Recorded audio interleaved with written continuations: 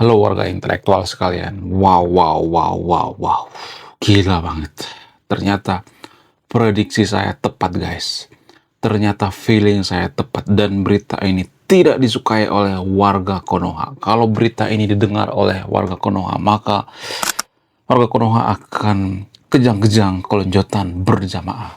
Jadi guys, ternyata putra daripada Ayatollah Khamenei yaitu Mojtaba Khamenei terluka karena dirudal, guys. Dirudal oleh Amerika. Dulu saya berpikir Mojtaba ini dirudal terpisah. Ternyata enggak, guys. Ternyata dia dirudal pada saat penyerangan pertama 28 Februari, guys. Wow, wow, wow, wow. Luar biasa. Nah, itulah alasannya kenapa Mojtaba Khamenei ini sampai sekarang nggak muncul-muncul ke publik, kan. Setelah dia dilantik, dia nggak pernah muncul ya. Yang dilantik itu cuma fotonya gitu. Dia nggak muncul ke permukaan gitu. Jadi Mojtaba Khamenei ini sekarang lagi pemulihan. Yang dirudal itu adalah kakinya, guys. Wow, luar biasa. Sekarang lagi pemulihan di rumah sakit sehingga apa? Sehingga tidak muncul ke permukaan atau ke publik. Dan yang menarik kalau saya perhatikan dari background Mojtaba Khamenei ini adalah dia adalah seorang pemuka agama. Jadi dari kecil dia sudah diajari tentang agama, belajar agama ya. Landasannya itu agama. Jadi kalau di Konoha itu bisa diibaratkan seperti anak pesantren, anak mondok ya. Jadi Mojtaba ini sebenarnya anak pesantren, guys, ya, anak pompes. Nah, yang jadi pertanyaan, kenapa kalau saya perhatikan itu ya, nggak semuanya tapi ya, kenapa pemimpin yang bersumber dari yang punya landasan agama gitu ya, yang punya background agama yang sangat kuat waktu kecil itu, biasanya banyak yang gagal gitu ya. Mohon maaf bagi interview, bukan semuanya ya. Ada juga yang berhasil seperti Pak Gus Dur. Pak Gus Dur sebenarnya tanpa kita ketahui, Pak Gus Dur itu bisa pintar bukan hanya karena belajar di pondok pesantren atau di sekolah agama, tapi dia juga suka baca buku filsafat, ya, buku-buku dari luar negeri, ya, buku-buku yang tidak berhubungan dengan agama, ya, buku-buku sains dan lain sebagainya. Ya. Ini jarang dibongkar, guys ya. Jadi banyak warga Konoha berpikir bahwa Pak Gus Dur itu hanya belajar tentang agama. No, itu kesalahan besar. Makanya di Konoha itu ya banyak ibu-ibu atau orang tua yang pengen anaknya seperti Gus Dur dan menyekolahkan anaknya ke pondok pesantren berharap seperti Gus Dur gitu. Enggak, guys. Gus Dur itu tidak hanya belajar tentang agama. Gus Dur itu belajar semuanya ya. Dia tuh kutu buku banget gitu ya. Dia sangat suka membaca. Dia belajar tentang sains, bahkan belajar tentang buku-buku ateis sekalipun dia pelajari gitu. Ada datanya itu, ada faktanya itu. Saya nggak ngarang, guys. Jadi ini yang sering salah dipahami oleh ibu-ibu gitu ya, atau bapak-bapak yang ada di Konoha, sehingga pengen anaknya seperti Gus Dur, tapi nggak pengen anaknya belajar tentang filsafat, belajar sains dan sebagainya. Kan aneh kan? Kita pengen anak kita seperti Gus Dur ya, tapi kita tuh nggak pengen anak kita tuh belajar sains, filsafat, dan sebagainya. Itu kan ngaco namanya. Menurut data, Pak Gus Dur adalah salah satu presiden terlemah di Indonesia. Mungkin karena jabatannya paling singkat kali ya. Nah, yang jadi pertanyaan, kenapa biasanya pemimpin yang punya landasan agama, yang punya background agama itu biasanya gagal? Pemimpin yang punya background agama itu, kalau saya perhatikan itu cenderung otoriter, cenderung gagal dalam memimpin sebuah negara di zaman modern sekarang ini ya. Kenapa bisa seperti itu? Apa alasannya? Apakah ini dipengaruhi oleh agama? Apakah karena cara berpikirnya hitam putih? Apakah karena dia didoktrin untuk membenci kaum tertentu? Apakah karena didoktrin dia untuk membenci kaum Bani Israel dalam kitab suci? Apakah karena dia dipaksa untuk berpikir hitam putih atau tidak? Apakah ini dipengaruhi oleh agama itu sendiri? Di video ini saya akan bongkar ya. Kenapa pemimpin yang berlandaskan agama seperti Ayatollah Khamenei dan putra daripada Ayatollah Khamenei ini biasanya gagal gitu ya. Apa alasannya? Di video ini saya akan bongkar, dan ini adalah aib daripada pemuka agama yang ada di Konoha. Apa itu? Belum kita lanjut. Jadi guys, kemarin ada yang nanya, lu apa sih kontribusinya bagi negara ini? Lu cuma ngebacot doang, gak ada kontribusi. Nah, kontribusi saya ini guys ya, saya nulis buku. Tanpa kita sadari, agama itu mengajarkan kita berpikir hitam putih. Kenapa saya mengatakan seperti itu? Karena ajarannya seperti itu, karena dogmanya seperti itu, bukan salah manusianya, tapi ya pada faktanya seperti itu. Ya, jadi tanpa kita sadari dalam agama itu kita diajarkan atau didogma berpikir percaya nggak percaya ya harus percaya. Itu dogma agama guys, terutama agama Samawi. Rata-rata agama Samawi seperti itu. Percaya nggak percaya harus percaya. Artinya kita harus mengimani walaupun tidak masuk akal, walaupun bertentangan dengan logika. Sehingga apa? Sehingga kita itu mudah didogma ataupun mudah didoktrin. Kita ambil contoh misalnya ya. Ini hanya contoh ya guys ya. Jangan berpikir bahwa saya membenci agama. Enggak, saya nggak membenci agama ya. Saya nggak nyuruh yang nonton video untuk meninggalkan agama. Enggak. Itu bukan tujuan saya ya. Konsepnya nggak seperti itu. Tapi gini ya, biar kita paham ya bahwa agama itu berpikirnya itu hitam putih. Kita ambil contoh misalnya. Rata-rata agama Samawi itu berpikir bahwa ya agama saya yang paling benar gitu, agama lain sesat gitu. Makanya ada ayat-ayat yang mengatakan ya kalau nggak melalui agama saya yang nggak akan masuk surga gitu. Agama saya yang paling sempurna, sehingga menganggap agama lain tidak sempurna gitu. Itu kan berpikir hitam putih. Nggak ada tuh ya agama Samawi mengatakan semua agama di dunia ini ya baik, semua agama di dunia ini bisa masuk surga. Nggak ada ya. Kalaupun ada itu cuma oknum doang ya. Tapi pada faktanya agama Samawi itu biasanya akan mengatakan bahwa agamanya yang paling benar, agamanya yang paling suci gitu. Itu doktrin guys, itu dogma. Kemudian dalam agama tertentu di Konoha itu ada yang mengatakan bahwa kita harus membenci yang namanya Yahudi ya, kita harus membenci yang namanya Bani Israel dan sebagainya. Ada ayat-ayatnya tuh ya, jangan pura-pura nggak tahu ya, jangan kura-kura dalam perahu ya. Ya, kalau nggak percaya nanti cek datanya ya. Anda punya Google kan ya, ada banyak tuh ayat-ayatnya. Nah, inilah yang mempengaruhi Ayatollah Khamenei. Makanya di video sebelumnya saya mengatakan bahwa Ayatollah Khamenei ini membunuh Israel menggunakan dalil-dalil kitab suci. Membunuh orang-orang Israel menggunakan ayat-ayat dalam kitab suci. Ada datanya itu ya, di video sebelumnya saya sudah bahas ya. Nah, yang jadi pertanyaan, siapa yang salah? Agamanya yang salah atau orangnya yang salah? Kalau misalnya mengatakan jangan salahin agamanya dong, salahin orangnya. Lah, orang ayatnya mendukung kok. Iya kan? Kalau misalnya mengatakan jangan salahin orangnya, ya salahin agamanya, orang ayatnya mendukung. Nah, ini sebenarnya dilema daripada pemimpin yang berlandaskan agama.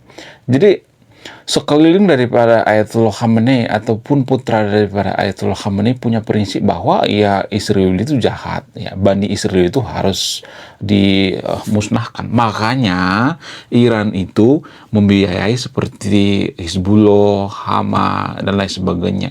Kenapa mereka biayai? Ya, ada ribuan triliun ya biaya yang dikeluarkan oleh Iran ya hanya untuk ya menyerang Israel. Dan ini juga sudah dibahas oleh Mas Abu Janda ya di TV kemarin ya. Ya, Mas Abu Janda mengatakan Iran membiayai Hizbullah, Hamas dan sebagainya ya mengeluarkan dana yang sangat banyak sekali ya, triliunan hanya untuk menyerang Israel.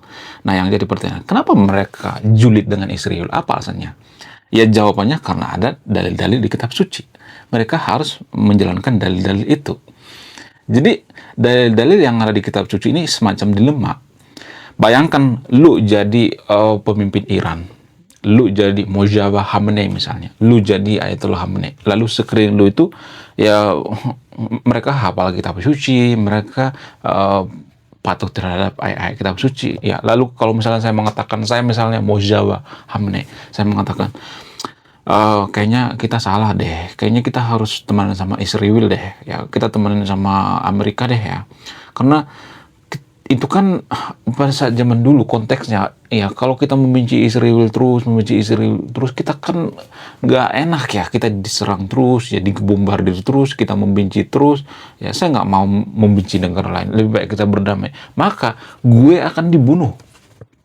Ya, kalau saya sebagai Ayatollah Khamenei akan dibunuh sama siapa? Sama sekeliling saya. Itu kejamnya jadi pemimpin di Iran. Ya, dilematis. Suka nggak suka harus membenci Amerika, harus membenci Barat, harus membenci Israel. Kenapa? Karena ada perintah. Karena ada dalil-dalilnya dalam kitab suci. Jadi menurut saya pribadi, dalil-dalil yang ada di kitab suci itu semacam dilema. Pemuka agama kan berpikirnya tuh hitam putih tanpa kita sadari ya. Hitam putih. Kalau lu sesat, lu masuk neraka.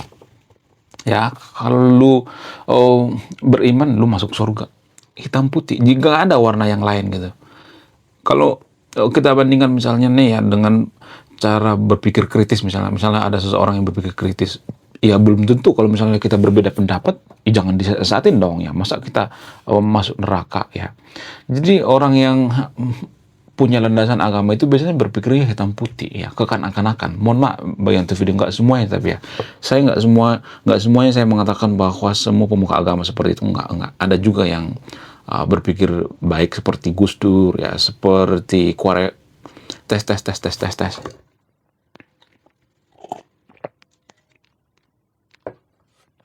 tes tes tes seperti Quraisy Shihab dan lain sebagainya.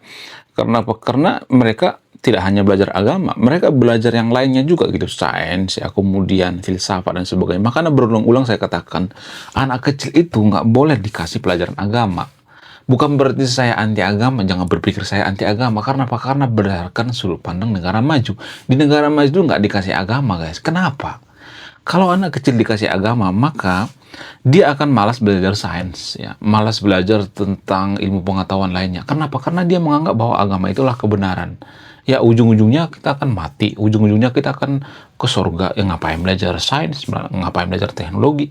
Ya, lebih baik kita belajar agama. Itu prinsip anak kecil yang sudah didoktrin tentang agama gitu.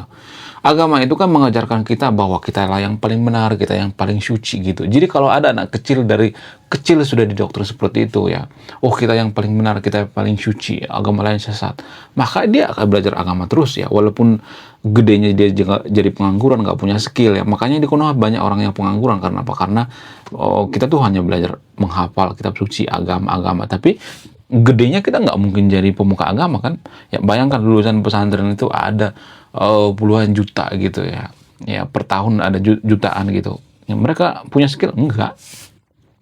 Terpaksa mereka pengangguran ya. Mereka punya skill tentang ya debat agama gitu ya, debat kusir gitu. Makanya di TikTok banyak debat agama. Karena apa? Karena mereka dari kecil sudah dipaksa gitu ya belajar agama, tapi mereka nggak sadar bahwa, mohon maaf ya, mereka itu seperti kata bawa tempurung ya, yang mereka pelajari itu ya berkutat di situ-situ aja gitu ya. Mereka tidak pernah belajar sains, belajar teknologi, belajar iptek dan sebagainya. Mereka hanya belajar tentang agama karena mereka menganggap bahwa agama itulah kebenaran, dan mereka tidak sadar bahwa agama itu adalah ranah subjektif, bukan ranah objektif. Kalau saya ngomong seperti ini nanti banyak nanti yang marah-marah gitu ya. Agama itu kan subjektif. Subjektif itu artinya keyakinan. Namanya keyakinan, kita kan nggak bisa memaksakan keyakinan kita yang paling benar, keyakinan kita yang paling suci gitu ya. Ya, agama itu kan bukan sains, bukan objektif gitu. Tapi banyak orang Konoha menganggap bahwa agamanya yang paling masuk akal. Agama itu kan suatu keyakinan gitu. Ya, bayangkan dalam agama itu ada misalnya contoh ya, ada nabi terbang ke langit gitu. Apakah itu bisa dibuktikan secara ilmiah? Nggak bisa kan. Bukan berarti saya julid terhadap agama tertentu, enggak. Saya hanya berpikir dari sudut pandang rasional gitu. Kalau ada nabi terbang ke angkasa gitu ya, ya kemudian ada nabi tahan bakar dan sebagainya, apakah ini bisa dibuktikan secara ilmiah atau tidak? Enggak bisa kan? Apakah ini keyakinan? Yes, saya percaya ini keyakinan. Nah, yang jadi pertanyaan, apakah keyakinan ini bisa dibuktikan secara ilmiah? Enggak bisa kan? Namanya keyakinan. Jadi kita itu terlalu banyak belajar tentang keyakinan, dan kita menganggap bahwa keyakinan kita yang paling masuk akal. Ini kan ngaco berpikirnya.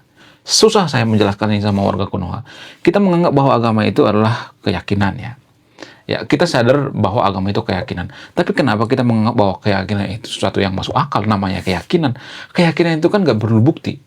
Kalau keyakinan itu bisa dibuktikan, itu bukan keyakinan, tapi itu suatu hal yang masuk akal. Tapi kan kita menganggap bahwa keyakinan itu sesuatu yang masuk akal, walaupun tidak bisa dibuktikan. Ini kan nggak masuk akal. Ya, ini jarang dipahami guys ya. Kasihan saya sebenarnya sama warga Konoha ya. Warga Konoha itu dari kecil sudah dikasih agama. Nggak jadi masalah dikasih agama. Tapi nanti kalau sudah gede ya, sudah umur 17-18 tahun. Karena apa? Karena agama itu justru, kalau boleh jujur ya, mohon maaf bagi yang ini, justru bikin kita tidak bisa berpikir rasional. Karena apa? Karena doktrin agama itu mengajarkan percaya nggak percaya harus percaya, walaupun itu tidak masuk akal. Itu doktrin daripada agama. Kalau dalam agama itu dikatakan bahwa ada seseorang yang bisa terbang ke langit, ada ya yang menurunkan rantai emas dan sebagainya, ya, ada yang memadamkan api neraka misalnya, maka ya percaya nggak percaya harus percaya. Itu doktrin agama kan, tanpa kita sadari. Jadi pemuka-pemuka agama di Konoha itu kalau saya perhatikan itu berpikirnya hitam putih, nggak semuanya tapi ya rata-rata hitam putih ya. Sehingga apa? Sehingga kalau dia jadi pemimpin ya seperti ini, ya dia akan membenci Amerika, membenci Israel, membenci Barat dan sebagainya. Padahal untuk memajukan suatu bangsa nggak boleh seperti itu. Nggak boleh ya kita itu bawa agama gitu. Nggak boleh. Untuk memajukan suatu bangsa itu nggak boleh bawa agama. Investor itu nggak peduli kita beragama atau tidak, nggak peduli ya. Yang penting apakah di negara kita itu aman atau tidak, apakah di negara kita itu banyak orang yang radikal atau tidak. Susah saya jelaskan ini ya. Menurut kalian gimana? Coba tulis kolom komentar ya. Oke, sekian video ini. Terima kasih sudah menonton. Saya kaum intelektual. Salam rasional.